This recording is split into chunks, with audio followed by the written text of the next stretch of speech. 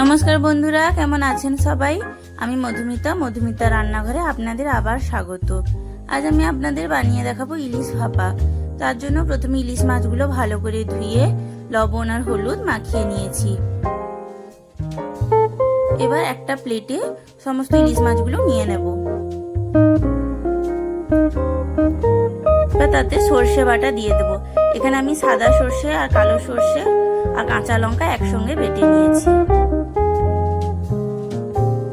পোস্ত বাটা দিয়ে দেব।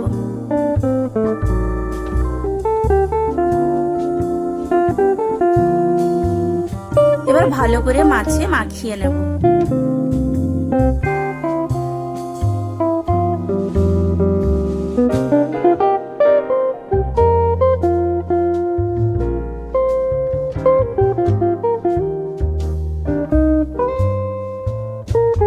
আমার ভালো করে মাখানো হয়ে গেছে।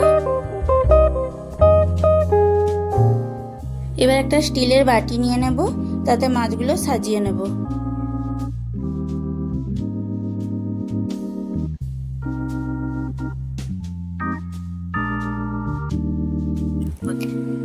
মাছগুলো সাজানো হয়ে গেলে পরিমাণ মতো জল, হলুদ গুঁড়ো আর লবণ, উপর থেকে চেরা কাঁচা লঙ্কা আর সর্ষের তেল দিয়ে ঢাকনা দিয়ে কড়াইতে ভাপাতে দেব 20 মিনিট।